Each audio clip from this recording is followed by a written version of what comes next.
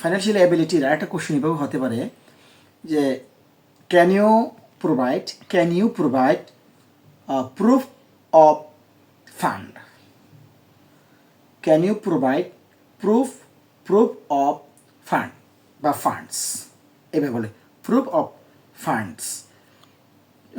Can you provide তুমি কি সরবরাহ করতে পারবে প্রুফ অফ ফান্ড, অর্থের প্রমাণ, অর্থের দলিলাদি মানে স্টেটমেন্ট আর কি। হ্যাঁ, স্টেটমেন্ট। তারা ওই যে ডো অফ স্টেটমেন্ট, ব্যাঙ্ক স্টেটমেন্ট না বলে তারা ঘুরাই বলবে হ্যাঁ যে can you provide proof of funds. ঠিক আছে, তে কথাটা বুঝতে পারছেন? আর বলবো can you provide proof of fund, yes submit করবা। কিন্তু তারা কীভাবে বলবে এখন শুনেন। ক্যানটা তারা বলবে ক্যান, খ উচ্চারণ করবে ক্যান ইউ প্রোভাইড, ক্যান